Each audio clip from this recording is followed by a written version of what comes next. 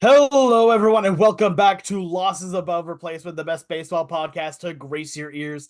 I am today's host, Alex Clark, joined today by our very own Tommy John siblings here in Ryan Splash Potts and Matthias Altman Kurosaki.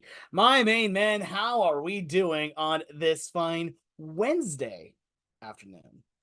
Pal, I don't know what you think I use my elbow for, but it's certainly not throwing pitches 97 miles per hour. I mean, maybe you do throw them. Maybe, yeah, that's right. You throw them 100, right?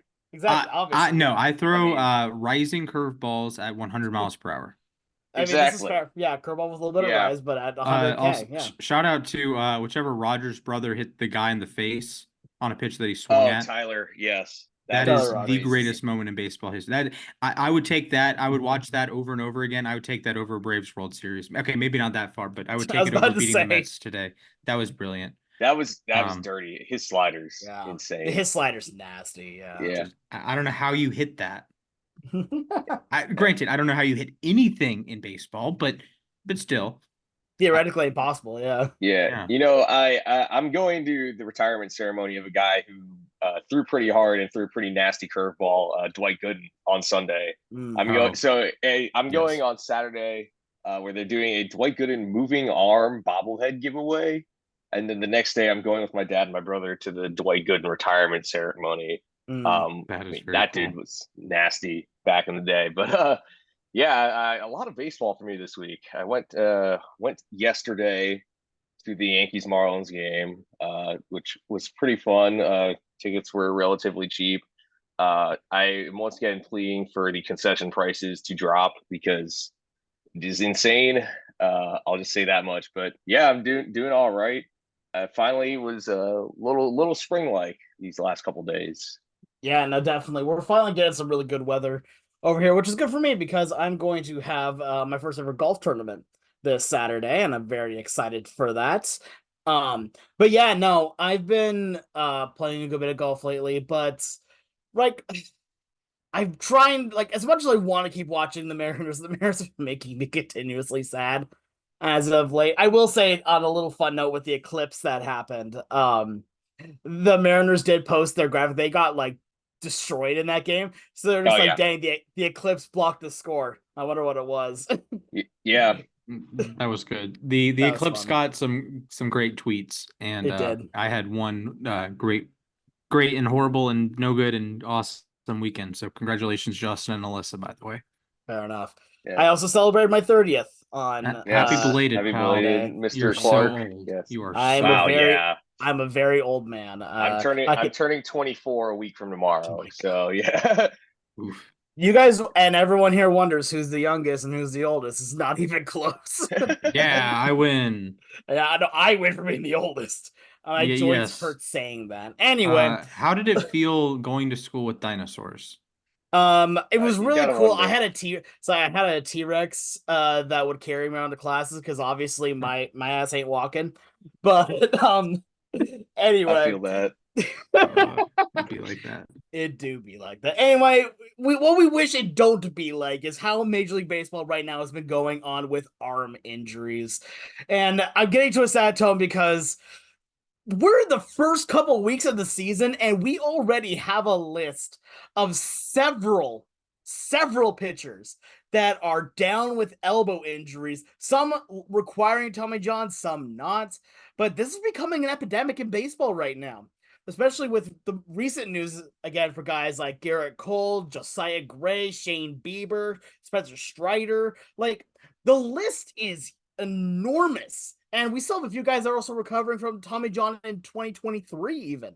So right now, this list is getting enormous. And again, all the people that we say here, unless we say that they've already been confirmed for Tommy John, it's not 100% confirmed yet here, though likely for a few other ones.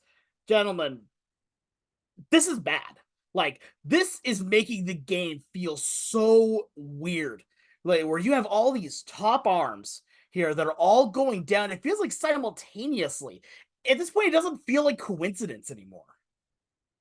So I'm going to throw this out there that it's bad at the major league level, but it's worse at every other level. Really.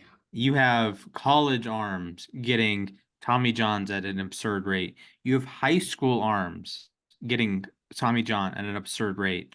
And I think it's one thing when it's a major leaguer and like you're being paid millions of dollars and you have state of the art workout equipment everywhere and state of the art trainers and state of the art everything, right?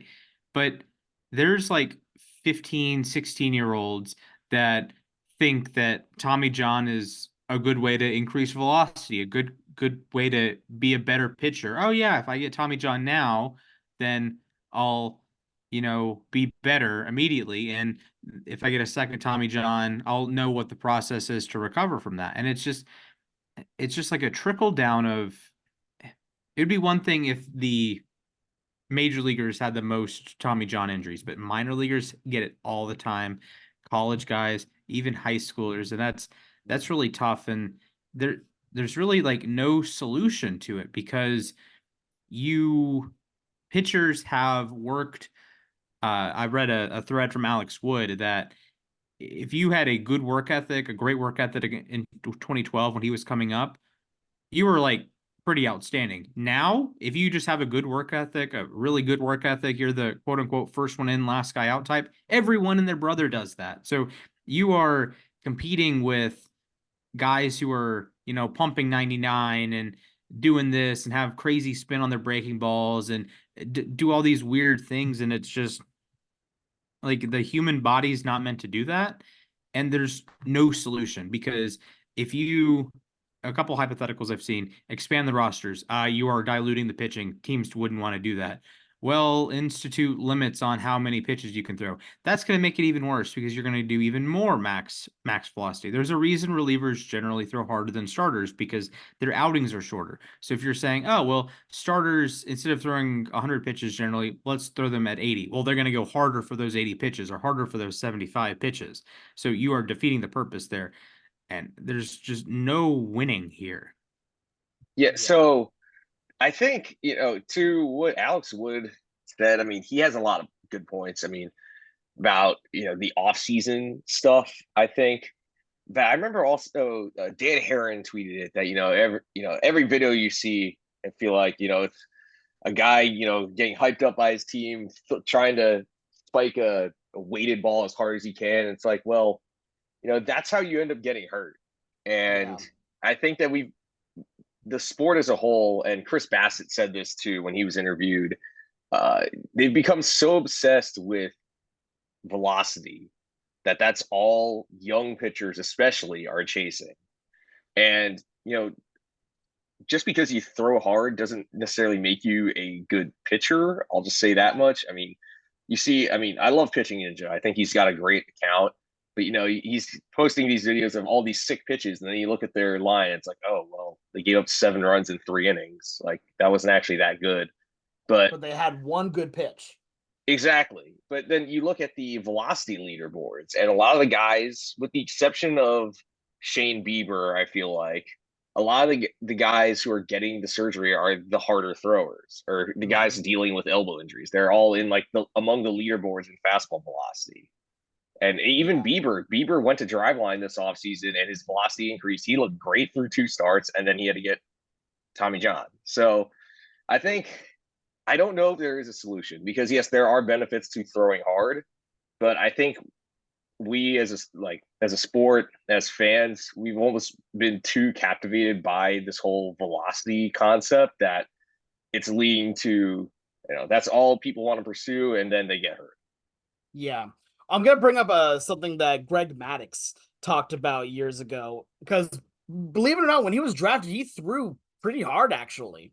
He drafted, I think he threw like somewhere around like 94, 95, 96. He was throwing 96 when he was at the Cubs, yeah. Yeah, exactly. But he had this really amazing quote that I really wish more people would like listen to. Velocity gets you drafted, but there's a second part to it where control and stuff makes you a legend. And that's what made him so dang good. And he didn't throw that hard at the major league level very much. Like, he had a fastball that would maybe touch 90, 91, had a sinker that would touch like 88, stuff like that. And he was still one of the greatest of all time as a pitcher. He's the benchmark for control, for accuracy. And I think a lot of people are reading into this kind of stuff and will hear that quote and will only think of the first half of it. Velocity gets you drafted. Well, if you have good velocity, why build anything else? Get drafted, build as you're going, but then just keep that velocity because that's the reason why you're there. No, that's not true. It kind of reminds me of, honestly, there's a saying, we all know this, the saying, jack of all trades, master of none, right? Well, a Yeah. lot of people hear that and think, "Oh, I need to be specialized because I'm not a master of anything."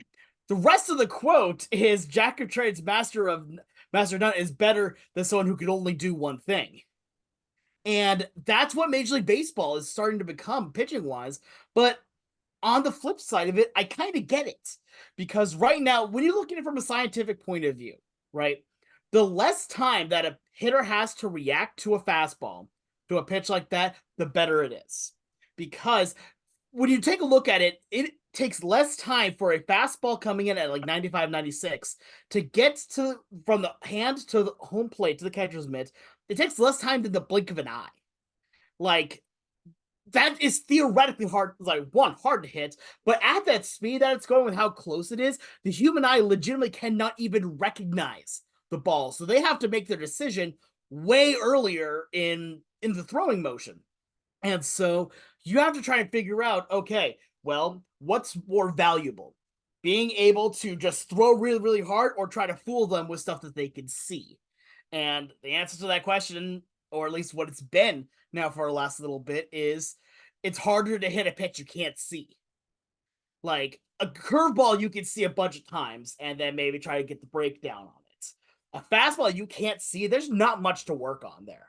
You're gonna guess from the moment that's being released and then hit from there. And hopefully you hit it, which to be fair is kind of going a little bit more into what we're talking about with launch angles and velocity and exit velocity too, because that comes off of being able to read these pitches. And again, if you can't read it, you can't see it, you can't hit it. Like, as much as I hate that mantra, because I really do love control, but I also do love hard throwers here, it is something that is hurting the game, and this is no longer a coincidence, in my opinion here. The one thing I will say on this, and this is something that a lot of people have said, is that the pitch clock is a big reason for this to happen, and I strongly disagree. Like, strongly disagree. Just because there's less time between throwing the pitches, people think that like 15 seconds or 20 seconds is way too short of a time. No. To give you kind of an idea, let me show you the time it takes to do it.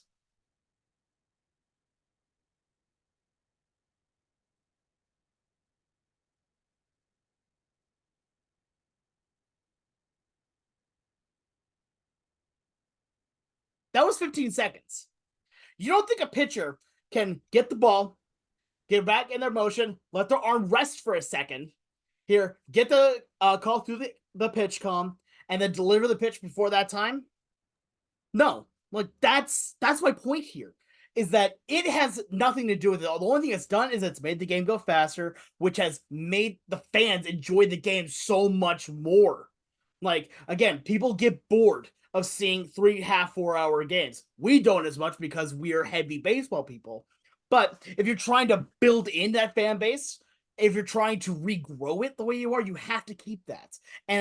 But looking for what it is, there are so many bigger contributors than just a pitch clock. Is it potentially adding on to it? Like, I mean, maybe it is, like, a little Yeah, I bit, think but there's a chance. there's a Yeah. chance, yeah, but velocity and the over reliance on velocity is what's really doing it, in my opinion. There are a lot of great pitchers right now in baseball that are not on this list and do not throw hard, and they've proven that it can be done. Now, you just have to kind of keep following in that mold and don't just stop the quote at velocity gets you drafted. Yeah. And the thing with the pitch clock is that, yeah, if you're going max effort on every single pitch, then yeah, I'm sure the pitch clock will hurt you. But Mm-hmm. while sure they might contribute a little bit, it's impossible to say that that's the number one reason everyone's getting hurt. Now, one thing I will say has probably contributed to it, and Tyler Glasnow was talking about this when he tore his UCL and had to get his Tommy John surgery in 2021 is the sticky stuff band. Mm-hmm. Because because he had to grip the ball harder to pitch. It does add stress to your elbow. I remember Peter Moylan doing a segment on that too. So I'm sure that has also contributed to it. Now I'm not going to say either of those things are the primary reason. The other things, with the obsession with velocity, also comes with pitchers are lifting more and more. They're doing more strength training and stuff like that so that their arm could be more explosive. Now, for a long time, that wasn't really a thing. Pitchers did not lift as often, and now we've reached a point where everyone wants to max out, so they're lifting like crazy in the off season. They're doing all these weighted ball drills, and it breaks down your body more. Mm-hmm. So 100%. It's impossible to say what the number one reason is, but Chris Bassett was saying how you have guys who throw 91 and have had some decent numbers at the major league level who are getting passed up on for the guy who throws 97 with a 7.5 ERA. So I don't know if this is going to change anything, but it's hard to look past the fact that just this whole obsession with velocity has led to more arm injuries. And then yeah, go for it. Yeah, then you factor in like velocity on breaking balls too. That we always talk Mm-hmm. about the fastball velocity and like you just kind of grip it and rip it. And with power sliders and power changeups and like these variations on just the fastball, the four seamer, I think that's a big part of it as well because I agree 100%. we're throwing I'm not a major league player. Major League Baseball is seeing more and more breaking balls, more and more off speed stuff, but it's not as off speed as it used to be, right? It's Edward Cabrera throws a 95-mile-per-hour power changeup, believe it or Yeah, not. no, that's Edwin not a changeup. Diaz, Jacob DeGrom, Spencer Strider, they're throwing like upper 90 or upper 80 sliders, low 90 sliders. Like that to me is that's like the smoking gun here. Like velocity has always been a thing. We've always had hard throwers. We've seen the Walter Johnsons, the Bob Fellers, the Nolan Ryans, the Aroldis Chapmans. It's the power on the off speed. It's the power on the breaking balls. I was reading a Greg Olson, the Rookie of the Year winner from the Orioles, and like he said, he didn't throw a curveball until he was late in high school. And nowadays, you have to have a three pitch mix, and you have to do this, and they all have to be hard. And there's so much pitching that you have players that are coming up now that have thrown basically year round their entire lives, their entire like baseball lives. And Alex Wood is saying, well, we would take months off. You'd go play a different sport. You'd Yeah. take, November, December, January, and then some veterans, they wouldn't throw the entire offseason. Their first throw after the season ends is spring training the next season. And there's just a divide because, like Alex said, teams would rather have a guy throw 97 down the middle than paint 90 on the corner. The data, as far as I'm aware, also backs that up. This is the same Spencer Strider argument. Well, he throws down the middle. It's throwing 99 down the middle. That you're not going to hit most of the time. And if you do, it's a single. Like he is incredible. It's like 2 for 100 on pitches, like middle at 99. But if he's throwing 94 and it's not perfectly placed, it's a homer every single time because these hitters are that good. So there's really no solution because teams prioritize velocity. Teams prioritize stuff. If you are not prioritizing velocity and stuff, you are falling behind, Colorado Rockies. Mm-hmm. One thing I do want to bring up, and this will probably be one of the last points to talk about this before we move on to something else with this here. I was just taking a quick look here on Fangraphs and taking a look at the average four-seam fastball velocity going into 2022, which, mind you, again, a couple years ago, but I don't have the updated for it yet, and it's only getting stronger. The average fastball velocity at that point was around 93.5 miles an hour. And that's the average. That's across all of Major League Baseball, from relievers, starters, all that stuff. You take a look at that number back in 2008, that number is 92. Like, it has gone up a considerable margin. However, on top of it, one thing I find even more interesting is that you go back into like 2006, something like that. The average that was close to 91. And that is some people's changeups now. Like, exactly what you're talking about here, Splash. Breaking balls aren't just throwing the ball softer. Breaking balls, no, they're thrown the exact same way, but guess what? They're with funky grips. Like a circle change, you basically do like the OK sign, then wrap around. You have knuckleballs, you have curveballs, sliders, splitters, forkballs, all these that are thrown with such funky grips and deliveries here.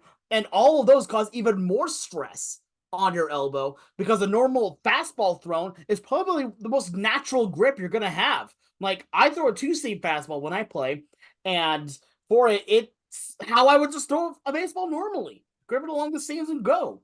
But you try to do something like a splitter, and it's splitting your fingers in the middle from that. You try to throw something like a curveball, your entire arm is rotating. Now you put that velocity coming at, say, like 80, 82 miles an hour with that much twist on your elbow. There's a reason why this is happening. I do think that, you know what? I'm willing to say that velocity probably is the number one contributor. And it's not even just that you throw the fastball, like you're saying, Splash. It is you're throwing all these pitches, all these deliveries that the human body was not made to do. And you're doing it while just completely contorting your elbow. There's a reason that, like, I want to also bring up one last thing here. This has not been like out of nowhere that velocity has been getting higher and higher, right? We've been seeing high velocity rising for years and years. But what I do want to know here, and I want to get you guys' take on this here, is that it seems like from the last couple of years here, this is a big jump in the amount of elbow injuries, like to pitchers, at least within the first couple of weeks. So, do you think there is another underlying element that we're not talking about here? Again, we have no proof on any of this, so I'm not going to speak on it too much. But this feels like it's not coincidence anymore. The fact that we have all of these names here, almost all of them are power throwing guys that are now getting injured. Well, I wonder is if it's a mechanical thing, because like, if to add velocity, are these guys like how much are they altering their mechanics? I mean, is it because I don't know what else it could be really. I think, between the sticky stuff, I don't think it's the pitch clock. Is it the training regimens? I mean, I feel like it could be a mechanical thing. Like maybe I'm not saying every single pitcher that's getting Tommy John surgery has the same mechanics, but like I wonder if they're making some adjustments that are putting more stress on their arms. I'm not a pitching coach. I don't know, but it's something worth thinking about. I wanted to also point to something Splash touched on a little bit, which is about kids learning how to throw like more pitches at a younger age. I remember when I was playing Little League when we were younger, like we were not allowed to throw curveballs. Yep, understand. Because every parent was worried about their kid trying to learn how to throw a curveball and snapping their elbow. And nowadays it seems like either they don't care as much about that, or they think that that's what they need to do to get noticed. So yeah, it's kind of a combination of those things, I think. Yeah, I'm with you on that one. I remember I was umpiring baseball games, right, for like select leagues. These kids are like 13, 14 years old. And I was seeing curveballs, I was seeing changeup, I was seeing sliders, and I'm like, why? I still don't even know how to throw a curveball properly. Like, I mean, I know a mechanic for it. I'm not great at it. Like, my curveball's pretty bleh, but I technically could throw one, but it's like you have to pinch the ball like along the seam, yeah, and then it's okay, all that about makes that sense. twist. The twist on the thing, Yeah, like that's oh snapping my your god. fingers. Yeah, because I throw when I play catch and stuff, I do throw a splitter from time to time. Yeah. But the whole curveball. My arm probably wouldn't be able to handle it, and be like, I don't want to know what would happen if I had tried throwing a curveball when I was younger. Yeah, no. I mean, the only pitches I was allowed to throw were my fastball. I learned a changeup. That's my Yeah. circle change I use, which I still use today whenever I get the chance to play. And then I had a little bit of fun throwing a palmephus too, because it was Oh, funny. nice. Yeah. Because I'm like, you know what? Let's just completely make the miss while my two seam fastball is like coming in on the right-handed hitter. They have to try and match it on it, and then they just see a little whoop. Mhm. There's one guy that I do want to talk about, and that's Aroldis Chapman. Uh, the I saw some discourse the last few days on Twitter, and he is so like his mechanics are just perfect to minimize the wear and tear on the arm. It's just all torque from everywhere. It's just kind of just crazy to see that like the poetry in motion.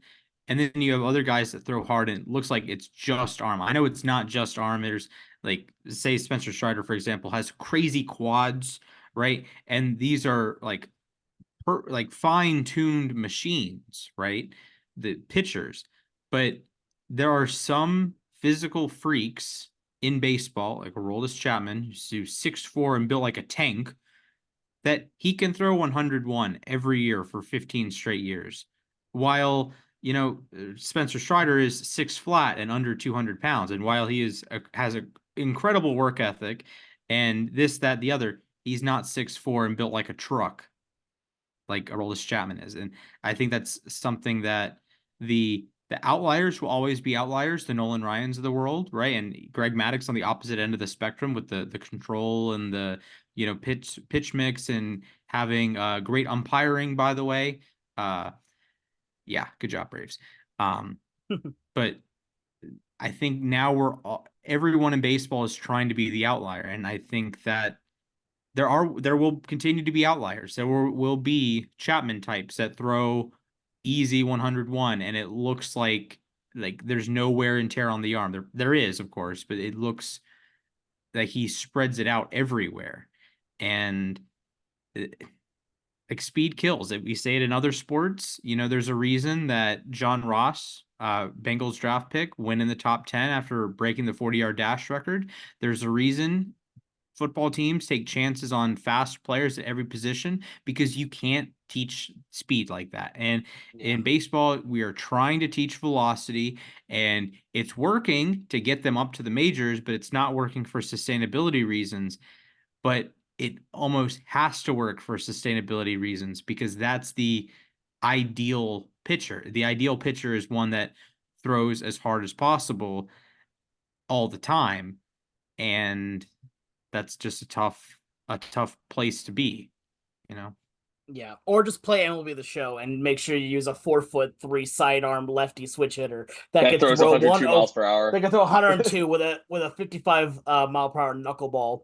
Oh yeah. So Very exactly. realistic, by the way. Oh, extremely so. Yeah, 100%. Yep. Yeah. Anyway, we're gonna move on to our next topic here. Get on to a little bit more of a fun topic after how drow that one was here, and that is that it is a holiday for Baltimore as Jackson Holliday has been called up to the big leagues. He will be making his debut very shortly, in fact, here. And it feels kind of weird to say the phrase of the Baltimore Orioles called the top prospect again because they've had so many dang good prospects over the last little bit. Oh, and they're gonna have the number one prospect next year with Samuel Basayo in all likelihood too, who's More than another likely. catcher, believe it or not. So Wow. I mean, they have that's like this run crazy, of man. like Henderson was the top prospect, Adley was the top prospect, Jackson Holliday is the top prospect now, and like from the prospect guys I listen to and I like respect, Samuel Basayo is he's in I think Double A, Masayo's really good. Yeah. Yeah, he's Yeah. awesome. He's definitely more of he's not quite as natural of a defensive player as Adley is, so he's might end up being like a catcher first base type. But he's a stud, and the Orioles might have essentially four consecutive number one overall prospects, and they That is don't have anywhere to insane. play them, which is the wild thing. It's a crazy problem to have. Uh-huh.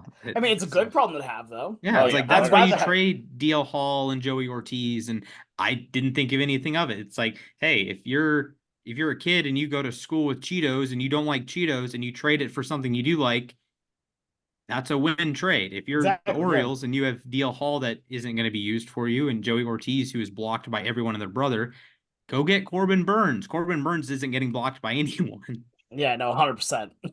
But yeah, no, I just wanted to talk about this for a sec. So again, Jackson Holliday, the son of MLB, I want to say legend, is that fair to say?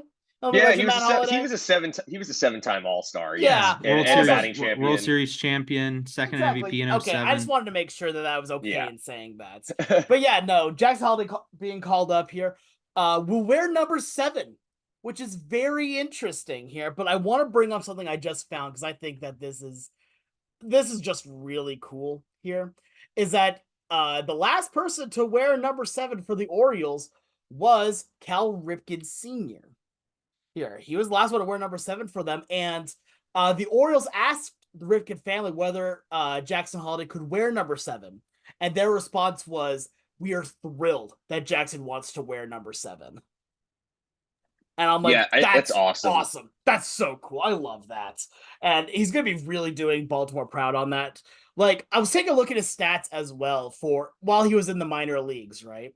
And the dude was mashing, right? Over his entire MILB career, right? He had nearly 600 at bats here with a batting average of 321 and an OPS of 948. And add a little bit of extra little pepper on that one. Just in 2024, in the 42 at bats he had already clubbed a couple of homers, stolen a base, had a batting average at 333, and an OPS of over 1,000. The dude is good. I don't think anyone questioned whether or not he was good, but nah, this dude looks fantastic. And I want to ask you guys here, he's only 20 years old, and the Orioles are now building this dynasty of kids here. And honestly, I love seeing it because I love seeing teams build through, prospects and all that. What is your guys' take on Holiday? Like, do you think that he's going to come in and immediately succeed, immediately start wrecking shop? Do you think that he's going to take a little bit of time? Or what do you think about him being called up at this point of the season right now, like so early on? The Orioles should extend him like Yep. immediately. Like they should get the I agree. extension done at 6:59 and let him walk out onto the field to the. I don't know if they're playing at home today, but walk They're out in to the Boston. standing Yep. ovation. Okay, okay, fair enough. But uh Holiday is an exceptional talent. I don't necessarily believe he's gonna hit the ground running and be like Mike Trout as a rookie, because that's a 1 out of 1. But I like the future projection here. That he's going to play second base primarily to start with, and Gunner's going to play a lot of shortstop. But moving forward, Gunner is going to be more of a third baseman. Holiday plays short. Jordan Westbrook plays second. Kobe Mayo or Samuel Basayo plays first. And you are locked and loaded for the next 5-6 years, at least until they all leave in free agency, because the Orioles aren't extending anyone. I don't know why. I like the glove. I think the glove will eventually play. Maybe not right now. I don't think he would be like a good glove at short now. He can probably be fine at short, or fine at second. All right, speed, but it's the power profile from the left side of the plate that's very. He's not as big as Corey Seager, but it's the Corey Seager profile, like the advanced plate discipline, potentially the advanced power. From the left side of the plate while playing shortstop. He's an exceptional player. He's a different profile than a certain Rays shortstop that was the #1 prospect that we're not going to talk about, but he is like your prototypical #1 prospect in the plus power potential at shortstop with a good enough glove to stick at shortstop. He's not a quote unquote shortstop. He is a shortstop. He just happens to be playing second base because you have a potential Gold Glover level, like at least utility player in Gunner at short, alternating with short and third. So I think it was a long time coming. I do want to throw it out there that MLB.com had this article yesterday that I saw maybe 2 days ago, that they're like ranking rookie of the year picks, and they still had Jackson Holliday in the top 3, and Jackson Holliday has yet to appear in a major league Yeah, game. I And saw that. Yeah. I just had an issue with that. Like, Agreed. listen, Jackson Holliday will be very good. Wyatt Langford will be very good. He had a 623 OPS when I tweeted it yesterday. Paul Skeens will be very good. Major League Baseball, your writers, you will have plenty of time to talk about Skeens and Holiday and Evan Carter and Langford and all these guys. Go talk about Corey Lee on the White Sox, right? Yes, agreed. Go talk about Trey Lipscomb on the Nationals. Go talk about these other rookies that are having good starts this season. And to me, that's my favorite part about baseball, that you can look at stats one day and it'll be changed the next day. As of Tuesday, April 9th, Shea Langeliers was having a putrid season for the A's. Now he has an OPS in the 900s because he had 3 home runs against Texas. 3 home runs, yeah. Yeah, so MLB.com, you can talk about more players than Jackson Holliday and Wyatt Langford and Evan Carter and Paul Skeens and Yoshinobu Yamamoto. Like, acknowledge that, please. Yeah, like one instance that I really liked was, do you guys remember Yerman Mercedes? Oh, he was in my top 5 when I was doing articles. He was Dude, he was for awesome. AL MVP. That dude was a masher for about a month. Exactly, yeah, but it's that exact same sentiment, right? That it's, don't just talk about the big guys, talk about some of the guys that are actually playing at the MLB level. Talk about Corey Lee and the fact that he's been doing amazingly. Like, yes, we're all excited for Jackson Holliday. Yes, we're all excited for Paul Skeens. Yes, we're all excited for all these people, but now, except for, Holliday, who now is in the big leagues, they haven't done anything yet. Like, I will say I disagree with something you said, Splash, though, and that is that they should extend him immediately. I think he's going to be good, but I want to see how he actually plays first. Like, let him play a little bit and then extend him. Like, just because, for the sole fact of, I want to see what he actually does. There is such a huge jump from AAA to the major leagues. And I'm not saying that I don't think he's going to succeed. I think he is. But I want to see more about what he's going to do before you give him, a 55-year extension. Right? I strongly disagree. I think the time to extend young players is as soon as possible, because the potential downside is minimized, right? If you, even when you have the John Singleton deal or the Scott Kingery, yeah, even when those deals don't work, guess what? Those teams are on the hook for under $100 million. If you wait and you wait and you wait and you have to see the superstar potential, you have to see the Julio, you have to see the Fernando Tatis, you're on the hook for $300 million. If you're, I'll use the Padres as an example. The Mariners work too. Julio and Fernando Tatis had good seasons last year. Good seasons. They both received MVP votes. Tatis won the Platinum Glove. Julio went 30-30. They have to do that every single year for the rest of their contracts to live up to that, to contracts like that. It's the Francisco Lindor issue that Mac has to deal with, that Francisco Lindor basically has to be prime god, not even like prime baseball player, prime god, to live up to the contract in the eyes of a lot of Mets fans. If you are Jackson Churio or Colt Keith that got extended before they played a major league game, or Ezekiel Tovar, who got an extension very early before he had like really proven anything, if that deal busts or if he's just an average player, I'll take it. Ezekiel Tovar for $10 million a year. I'll take a Jackson Churio for $10-12 million a year. I'll take a Colt Keith for $10 or $12 million a year. Those are great investments. I think that, to me, is the difference. And that can keep the Orioles competitive in like a free agency standpoint. Then you can go and maybe re-sign Corbin Burns in the offseason. You can go after high-level starting pitching. You can go after, the next Shohei Ohtani, like DH type bat to just bolster your lineup. And it gives you incredible flexibility. Look at what the Braves did. And I know the Braves are kind of like the poster child for this, but like you sign Acuna and Albies and you sign everyone as early as humanly possible. And if it doesn't work, Acuna tore his ACL, Strider's about to get Tommy John. Those aren't like perfect bets by any means, but you have committed under $200 million to potentially the best player in baseball, not counting Ohtani, and potentially the best pitcher in baseball for under $200 million for the life of the contracts. Yeah, well, that's the thing, think, like, I think, with Holiday or with guys like that, I think buying out their arbitration years is perfectly reasonable. Say the Orioles give him a 7 or 8 year extension.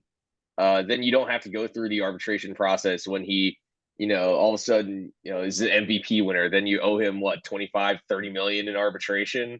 Yeah, Soto made $30 million this year. I look at Corbin Burns on the same team. fight with the Brewers.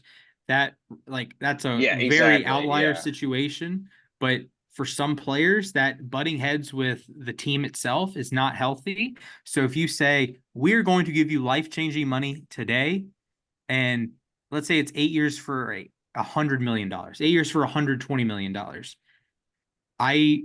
there is a reasonable chance that Jackson Holliday is worth $15 million a season to the Orioles for the next 8 years. Perfectly reasonable. He doesn't have to be Yeah. an MVP level player. He just has to be a competent second baseman, a good second baseman, maybe an all-star in the occasional season. Look at Orlando Arcia's contract. He was an all-star last year. He's a good glove. He's an perfectly adequate player, and he's making like $3 million. I mean, Jackson Holliday got $8 million when he signed. By the way, when he signed, that was his bonus. Was $8 million. Jeez. So I mean, I think Holiday's gonna be really good though. That's the thing is that he's a major league ready bat. I really like his plate discipline, especially. I mean, he drew 101 walks in the minors last year. He already has drawn 12 walks against 8 strikeouts, and I'm not necessarily saying he's a slugger because he only hit 12 homers last year, but he also had 30 doubles and 9 triples and stole 24 bases. So this is a guy who's probably going to be the Orioles' leadoff hitter for a while. I think that's fair to say. The Orioles are they have so many players. That's the thing. What Splash was saying, like, where's Kobe Mayo going to play? Where's Samuel Basayo going to play? Ryan Mountcastle, is he even part of the plan? What about Anthony Santander? What about Cedric Mullins? Like, the Orioles are just chock full of talent right now.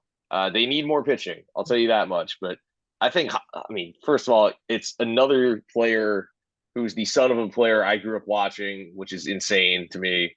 I remember watching Matt Holliday. Did he touch home in that game 163? I don't know about that. But I remember watching Matt Holliday just tear the cover off the ball. It felt like every time I watched him play, and now his son is going to be in the majors. That's crazy, and I feel like there probably will be growing pains when he gets to the majors, but I think there are plenty of reasons to be excited, and I wouldn't be surprised if he's in the Rookie of the Year race again. I think he will be, yeah. People were kind of expecting it. Maybe he'd come up last year. I think he's going to be really good this year. So lots of reasons to be excited in Baltimore right now. So one thing I do want to bring up, though, when it comes to the idea of extending him, is that there are just as many good reasons as there are bad reasons, in my opinion. And we've seen a lot of guys that have done absolutely nothing when getting extended. As a Mariner fan, the first one that comes to my mind is one Evan White, who was supposed to be this amazing everyday first baseman and couldn't hit the ball to save his life. That, though, he did well in the minor leagues, but he was a first baseman with great defense, good speed even, and did nothing. Kelnick was one that was everyone thought that we need to give this guy an immediate extension. He needs to be here forever. And all that. The dude didn't do anything. Like, yes, he's playing well right now, which again, good for him on that. But at the same time, the dude has played, I think, a grand total of maybe 2 or 3 good months of baseball with the Mariners. And then now he's playing half of a good month with the Braves. So you know what? Again, good on it for that. But there are just as many reasons, and I think we're underplaying how much money that these guys are signed for. Like, when you have, say, $10 million a year, that's how just plain dead cap when you have players that just aren't doing well. That hurts your team. That takes up a roster spot, that takes up a player, and it takes a player on the field that you're going to be starting over and over again just try to get back your return on investment.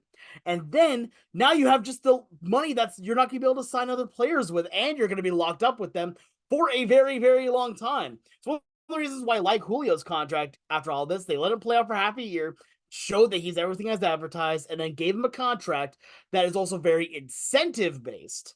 So then the player gets more money, the better they do. So it gives the player more incentive to be good. And I'm not saying that they need incentive to be good. Just be a good baseball player. You're there for a reason. And one more thing I will bring up here on this, and this is something that I think we've kind of been glossing over a little bit. What's the chance that Jackson Holliday would even accept a contract like that for Acuna, or for that where it is not near as much money, but guaranteed right now before they've done the playing time? Whereas if he has the mojo that he's at right now, and he has the backing that he has right now, I don't think he would even accept an extension, especially from a team right now that has already shown that we're not extending players. Why would you accept an extension from a guy where they're going to say, all right, you're going to be our one guy forever on this? Then you have I a don't know. player that's going to be that could be stupidly good, but you're going to take, I think at that point, you take the bet on yourself. And if you know that you're going to be worth 3 times as much money as they would be offering you right now, there's no way you take that.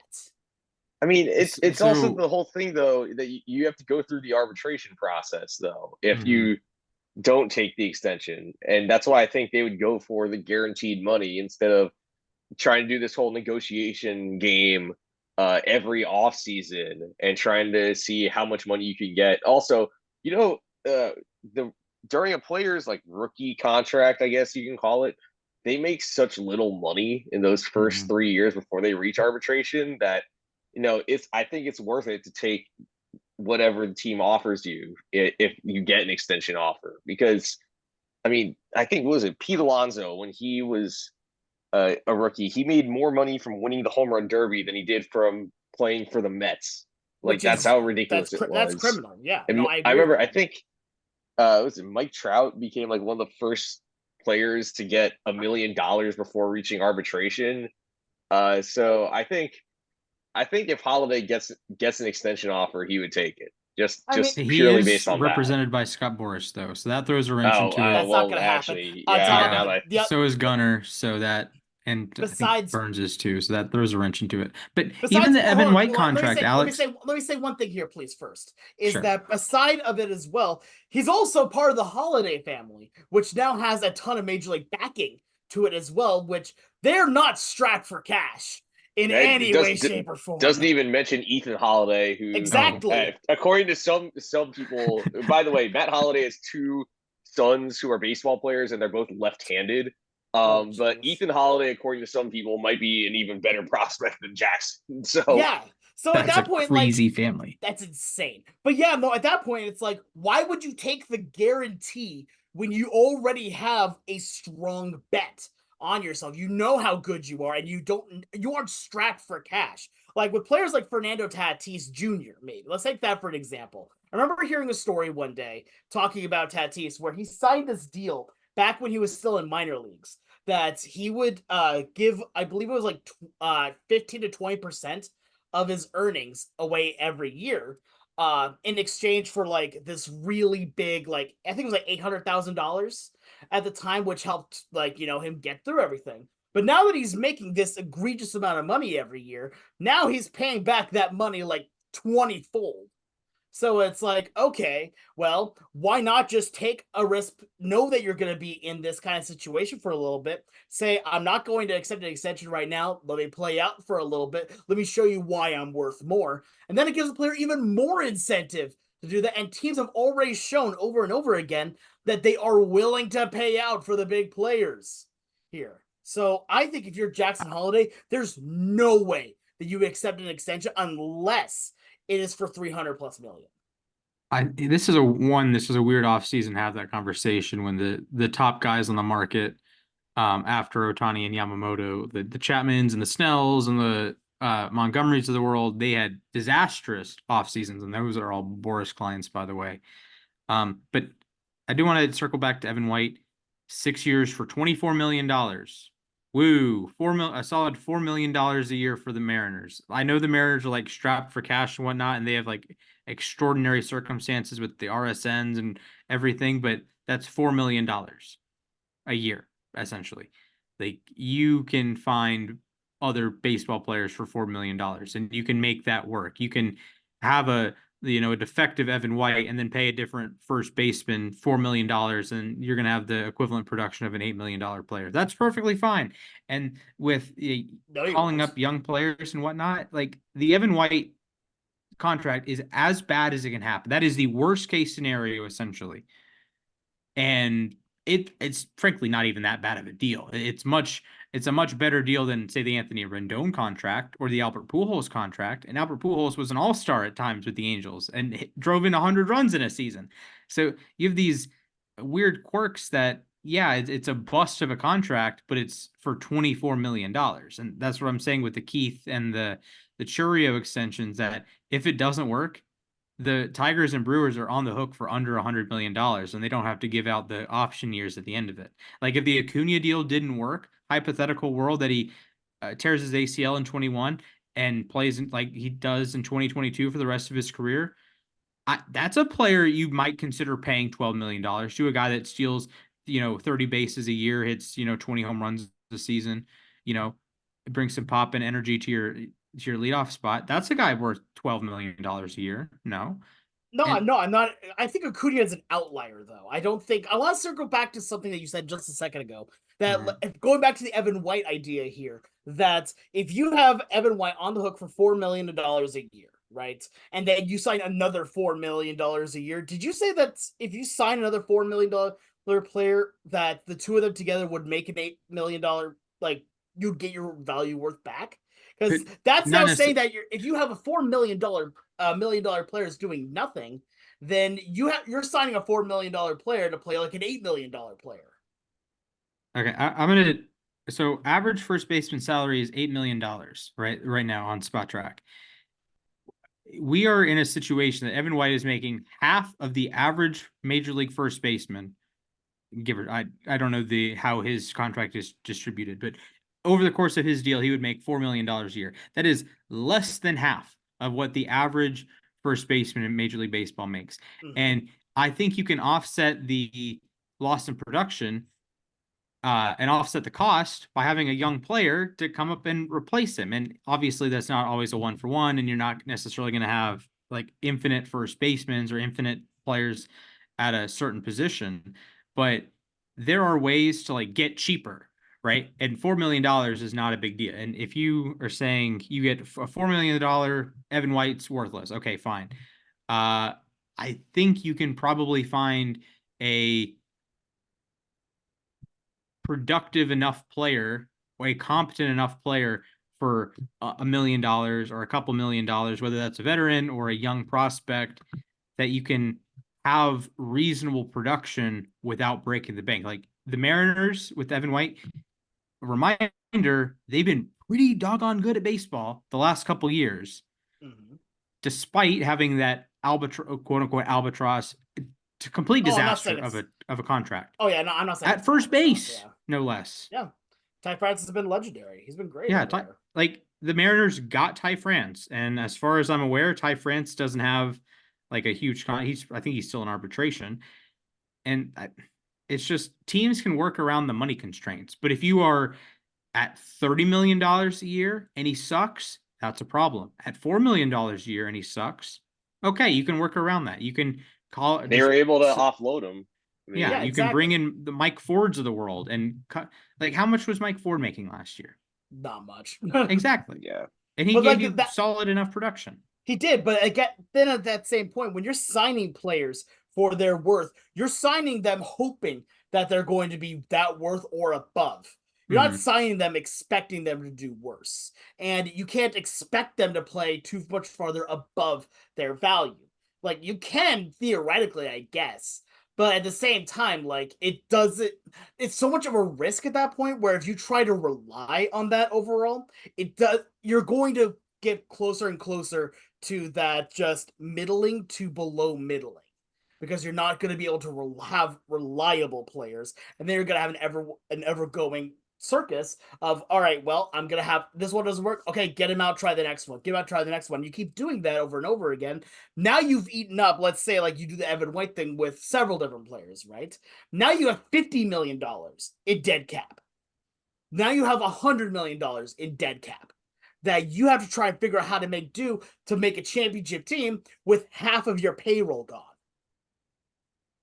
So I think right now, bringing this back here to Jackson Holliday here, my personal view on this is that right now you would not sign an extension if you're Holliday, because there's not much of a real upside to it. Like, yes, you're going to be getting a lot of money up front, yes, but if you fully believe in what you're doing, you don't need the money immediately, like to survive, like, or even to have a comfy living, because guess what? He's already got that. Then bet on yourself. Bet on yourself a little bit more. And you could still get like a mammoth of a deal even halfway into the season.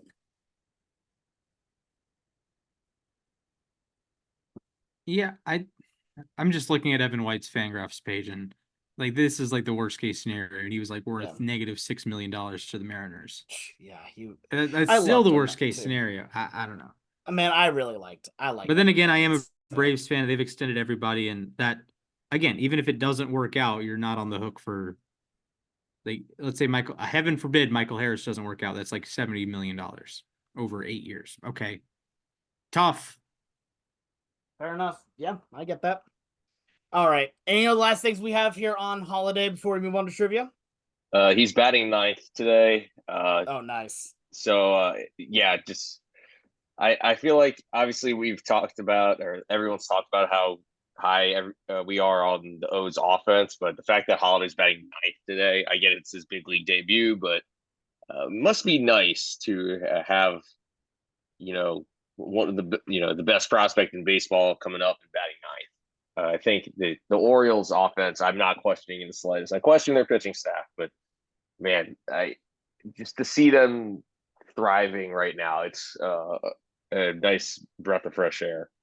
Yeah, no, I completely understand. I agree 100%. Anyway, with that being said, it is now time for trivia, and today I will be leading trivia for you both. And I brought this trivia back to our Twitter here at LAR_baseball. Here, we're honestly, in my opinion, one of the cooler things that we've had with our account here is that we posted about that baseballreference.com had their war rankings posted for the year, and Baseball Reference itself liked and replied to us with just the fire emoji. And to be fair, I think that's pretty cool because considering how much we reference baseballreference.com. So I thought it would be a nice little shout out on that. Make sure you guys do not have any baseball reference pages up right now, because it is time to go in order with war on baseballreference.com. So here's how this is going to play out. They currently have their top 10 yearly war leaders going all the way back into the 1800s. Do I want you guys to go back into that far? Absolutely not. Yes, you do. No, I do not. You want us to name like Ross Youngs. That's his name. Ross Barnes. Oh, well, there's a Ross Youngs too. Yeah. I'm looking at it right now. I don't think I actually see a Ross Youngs. Okay. Anyway, maybe he didn't lead the league in WAR, but fair enough. the Anyway, other Billy Hamilton might have. We are going to go in order. One of my favorite trivia ideas here is that one of you guys will do 2023, and then next we'll do 2022, 2021, and keep going that way until one of you has 3 strikes. And to add a little bit of extra to it here, you cannot move on until we get the correct answer for that year. So for example, let's say if Mac was going first on 2023 and got it incorrect, Splash would have to give 2023. And then if Splash got it wrong, Mac would still be on 2023. We're not going to be skipping any years. You will need to give me the correct answer for it. First 1 to 3 strikes is your loser. Here, Question here. What's up, man? Is this just position player war, or is it combined, or whatever? So this is the yearly leaders here for war. Are there pitchers are pitchers included in their leaderboards here? I'm looking at it right now, and I'm not seeing too many pitchers on this. The only pitcher that I'm seeing as part of one of the lists is Ohtani, but I have a feeling it might just be actually no, excuse me. Yeah, this is just position players. Okay. This is just position players. Position player war. I realized I clicked on that one, and guess what? We're going with it. So this is just positional player war. So Ohtani only counts as a DH, so he would not be a correct answer. That's what it looks to be on this. And this is the major league leader? Yes, Major League leagues. Major League. Here. All right, Okay. gotcha. Works. So, and again, this is baseball reference war. So, not using a Fangraphs, none of that stuff for today. So, I'm going to roll a dice here. Splash, would you like evens or odds? Give me odds. Because you're an odd individual, and it is 2. Wow, beat me to it. Splash, I love you, Splash. Anyway, it is a 2. So, Mac, you get to choose. Do you want to go first or second?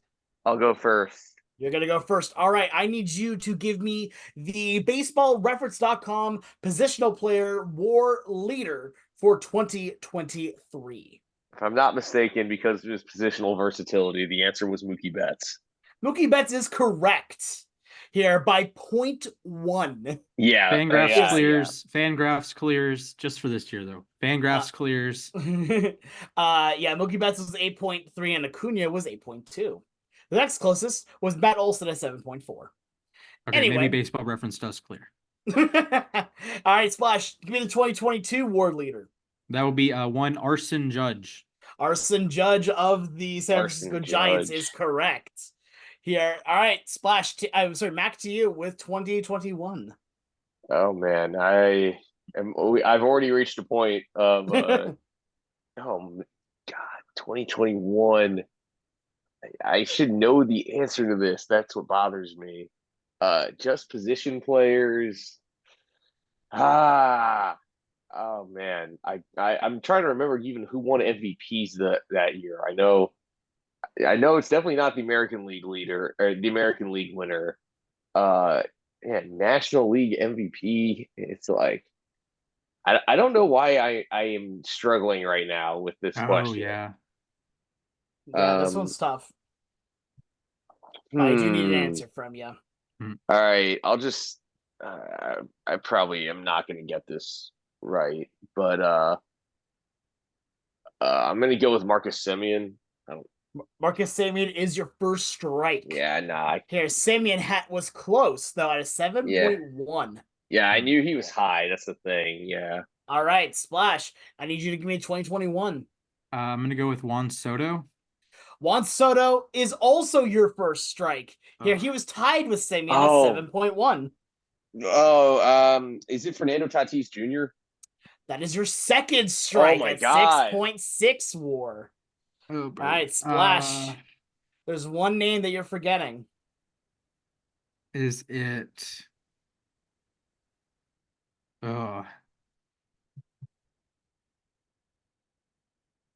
Matt Chapman? Matt Chapman is not even in the top 10. Oh. Yeah, he had a down year that year. You guys are both down to your last strike, so I'll give you both a hint for this one, so we can keep going at least. It is a shortstop. A shortstop. Okay. Now I have to think of shortstops. Oh man, is it? Is it Carlos Correa? It is Carlos Correa. Oh my God! Yeah, 7.2. Yeah, because he had an insane defensive season. That's oh my God. Okay, that's tough. All righty, so over to Splash. Mookie wait, no, I was reading 2024. My bad. All right, sorry. Give me 2020 in the shortened season. Same dude, Mookie Betts. It is, in fact, Mookie Betts. All right, Mac, to you in 2019. 2019, man. That was a wild season. I did not like this season. Yeah, 2019 was weird. I wonder why. I think the answer in 2019, if I'm not mistaken, is Alex Bregman. Alex Bregman is correct at an 8.9 war. Yeah. All right, Splash to you, 2018. Run it back, Mookie Betts. It is. Yeah, he was absurd. Yeah, you're exactly only right. 100. He I think missed Trout like had 10 3 more weeks too as well. Yeah, they both missed time due to injury and both got 10 more, which is insane. Actually, according to Baseball Reference, Mookie Betts at 10.7, Mike Trout 9.9. That's what it Oh is. So my just God, shy. That's one of the like adjustment bonkers. ones. Yeah. All right. Mac, it's over to you. So 2017. 2017. All right. I believe this one is Aaron Judge. That is your third Oh my strike. God. But Splash, you have not won it just yet. I need you to give me 2017. If you do, then you will be today's winner. If not, Mac will have a chance to respond. Okay, you guys know the Garrett Cole meme, like the 25 starts and his Yeah. stats, right? This is my equivalent. This is my Roman Empire. It's the 2017 NL MVP race. Giancarlo Stanton, 302 votes. Joey Votto, 300 Oh my votes. God. Joseph Votto led Yes. the major leagues in WAR as a first baseman inexplicably and missed out on the MVP by 2 votes. Joey Votto has won you today's Yeah. trivia. Oh my God. No. Is As by it the- soon as you Joseph said Daniel that, Votto? I think it's I- Daniel. I was blanking on it. I think something like that. oh my God. Votto had Yeah. an 8.1 WAR. Yeah, for this That's Arson Judge with an 8.0. yeah. Oh God. Because I remember that's like the closest. Like other than the 1979 tie between Stargell and Keith Hernandez, that's the closest MVP race ever. I'm pretty sure. I think And so. yeah, because that's the thing. Stanton hit 59 homers, I and got a stat. I got Votto a still stat beat for you him. guys. I got a stat for you Yeah. guys. Marlins home run leaders since 2017. Oh yeah. Giancarlo Stanton with Is 59. still the He's leader. still the Yeah. leader. We are in 2024. We are 8 years removed. The Marlins will A, haven't held on to guys very long, and B, just haven't had a ton of Suck. power hitters. Just suck. Just that's the operative word here. They suck. I mean, here's yeah. I mean, I'll be honest. I went They to the can pitch, Marlins though. game last night. Yeah, no, their pitching staff has always been good. Their offense has always left something to be desired, and I saw it up close last night. They are 1-11 for a reason. With all due respect to Skip Schumacher Oh my and God. That the is the Marlins dumbest. That is brass. if I didn't have a very specific my time to myself, I might just tee off on the Marlins because they are abominable right now. All right. Yeah. Well, speaking of moment to ourselves, first off, congratulations again to you, Splash, today's trivia Thank winner. you. But now it is time. It's my time to shine here. This is why everyone's tuning in. This is my time right here. That is a bold statement here, but it is time for the time to ourselves, the MTO, where we talk about anything that and that's on our minds. It does not have to be baseball related, but it absolutely can be. It won't be today. Okay, cool. Mac, you're gonna go first. No, Splash. All right, you have been pumping this up, by the way, for over a week now. Okay, not quite that long, but it's I might want to check. Anyway, all right, your time begins in 3, 2, 1, go. this is an open letter to the people at Snapchat. Have you in your life had a soda? Just a soda. Think about your soda. What color is the soda? Is it brown? Is it clear? If it's brown, it might be a brand called Coca-Cola. And that term can be shortened into Coke. There's also Coke Zero. There's also Diet Coke. There's also Cherry Coke and Vanilla Coke and Orange Vanilla Coke and all sorts of Cokes. There's a World of Coke in Atlanta. It's a beautiful place. I would highly recommend going there. Please, for the love of all things holy, give me my account back. Because unlike some people on Snapchat that solicit either themselves or things they, sell, paraphernalia and whatnot, I am not doing cocaine, you absolute morons. Thank you. I was very worried you were gonna go way over on the time. Yeah, I thought. Yeah. I see your hand up, Alex. I'm not stopping again. Now that's only for I think it went like 10 minutes on that Otani segment because I was livid. Yeah, I had to go 10 somewhere minutes, that yeah. day after recording, and you were holding me up again with this, and I'm like, dude, stop. Also, Anyway. Spencer Strider, please recover fast. I that just sucks, man. That was originally gonna be my thing, and then the next day the whole Snapchat. I got banned on Snapchat. That's FYI. I think we got that. Anyway, Mac, would you want to go next, or you want to let me do it? You can go ahead. All right, let's do this. Here we go. 3, 2, 1, begin. So I'm going into my first golf tournament this Saturday. I am extremely excited for it. In fact, it's kind of like all I've been thinking about lately because I just want to do well. It's the first time I've actually gotten to actually compete in something that actually had some stakes to it in years. And I very, very ready for it. In fact, I'm going to try and go play a round of golf right after we're done recording here. But at the same time, like, I'm so happy that I finally get to compete again. I also found out what my handicap is. My handicap is a nice 13, which, for those of you that don't know what handicap means, it basically means that if, on average for you, if you took away that many strokes, you would finish at even par. So, for me, being at 13, that's actually a really good number. A lot of people have trouble breaking even 100, and I'm on average getting about 85. So I'm hoping to have a good outing this week. I'm going to try and get maybe 2 rounds of golf in before then. But you know what? Hey, I'm just excited to be competing again. Yeah, that's how I feel with my swimming. I need to get Mhm. couple more. I'm supposed to go to nationals in Indianapolis, and I'm hoping to get a couple more tune-ups before then. Good call. Good Yeah, call. All yeah, right, Mac, are you ready? yeah. All right, your time begins in 3, 2, 1, begin.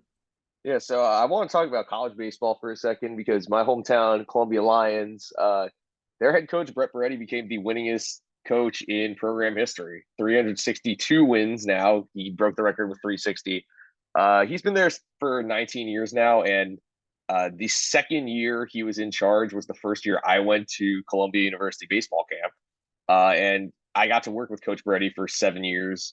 And he's just a great guy, first of all, but also whether you're a beginner like I was, or if you have aspirations of going to the majors, he was willing to work with you, willing to make you better, and he will make you better. So I just want to shout him out. I mean, 360 wins, winningest coach in a pretty decently storied career. He's also sixth all time in the Ivy League history in wins. So that's awesome. Also, they posted a tribute of people congratulating him. And first of all, I got to see some of my old counselors, but also seeing his kids all grown up now makes me feel kind of old because I remember last time I went to a camp, just 10 years ago. Some of them were still in strollers. So shout out Coach Brett, and I can't wait to see what the rest of the season has in store for you. That's always cool whenever you get to have like a coach that finally gets their roses, you know? So, Yeah. yeah. It also blows my mind he's been there for 19 years now. Right? Yeah, that's weird. Yeah. Anyway, that's going to do it for today's show. Thank you so much to everyone for tuning in here. Make sure you go follow us on Twitter as well as on Instagram at LAR_baseball. We have a YouTube channel where we'll be putting out shorts as well as we'll be putting the VOD for this podcast. Make sure you go follow me on Twitter at TheSportsGuy242. Go follow Mac at Mathias _A_K. And then go follow Splash at Mr. Splashman19. But from all of us here at Losses Above Replacement, I want to thank you all for giving us your time. Have a great rest of your day. Stay safe. And I hope to see you all real soon.